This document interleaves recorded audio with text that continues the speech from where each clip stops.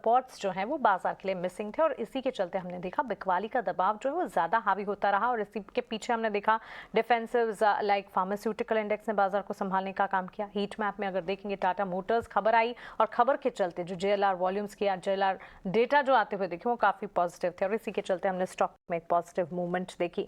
HUL के stock में देखें अच्छी मजबूती के बीच कामकाज हमने देखा। वहीं power grid, Hindalco, IndusInd bank जैसे काउंटर्स रहे जो कि मजबूती दिखा रहे हैं। फाइनल क्लोजिंग कैसी है प्रियंका से समझते। Over to you Priyanka.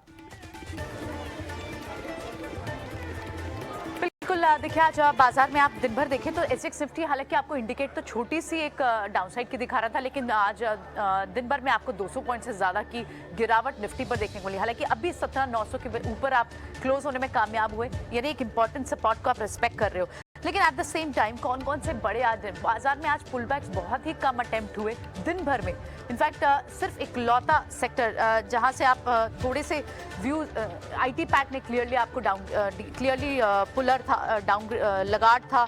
At the same time क्योंकि टीसीएस के नंबर्स आए थे और उसके बाद टीसीएस टॉप लूजर आपको दिखा। विप्रो पे हालांकि आप देखें तो वो हरे निशान में बंद हुआ। दूसरे कौन से बड़े काउंटर्स थे, स्टॉक्स थे निफ्टी लूजर्स की बात करें, अदानी पैक से 6.5% तक की गिरावट आपको दिन में देखने को मिली है। टॉप लूजर रहा भारतीय एयरटेल से आपको लगाड, टेलीकॉम स्पेस में भारतीय एयरटेल लगाड रहा।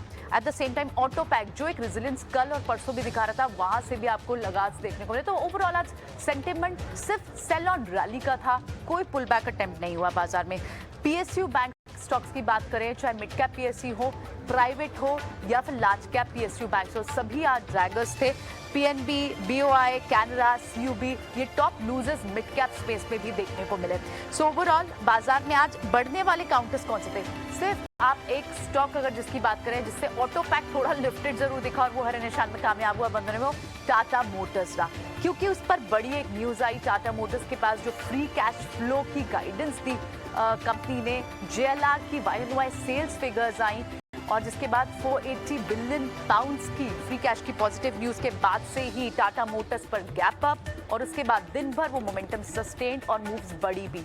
सो ये एक लौता स्टॉक था जिसने पूरे पैक को ऊपर की तरफ खींचा। और एक जो दूसरा काउंटर था जो ऑटो एंसिलरी स्पेस था वो था सोना कॉमस्टार, क्योंकि वहां पर वो एक कंपनी में एक्विजिशन करने वाले हैं और जिसके चलते अपनी स्ट्रेंथ और कैपेबिलिटीज को बढ़ाएंगे। वो बाजार को काफी पसंद आया कि मिड कैप स्पेस में आपको सोना कॉमस्टार जैसे स्टॉक्स में तेजी दिखी। उसके अलावा कुछ सिलेक्टिव, बहुत selective pharma stocks like large cap में डिविल्स हो, कुछ हॉस्पिटल काउंटर्स लाइक अपोलो जैसे काउंटर्स हो, ल्यूपिन जैसे काउंटर्स हो, जाइडस जैसे मिड कैप में काउंटर्स हो, इनमें आपको मूव देखने को मिली।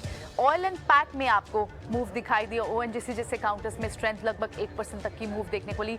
पावर स्टॉक्स में पावर ग्रिड जैसे आईएक्स जैसे प्लेटफॉर्म के स्टॉक्स, वहां पर आपको मूव दिखी। तो बहुत ही सिलेक्टिव आज पॉकेट्स थी जिसमें आपको मूव दिख रही थी। अदरवाइज आप एडवांस डिक्लाइन रेशियो देखें तो एक बढ़ने वाले काउंटर के आगे दो गिरने वाले काउंटर भी आपको दिखे। 700 पॉइंट से ज्यादा की आपको आज दिन भर में गिरावट दिखी। सेंसेक्स की आप बात करें तो ओवरऑल बाजार में आज एक वीक ट्रेड था, वीक सेंटिमेंट हावी था, सेल ऑन राइज का बाजार था, कहीं से पुल बैक अटेम्प्ट नहीं हुआ।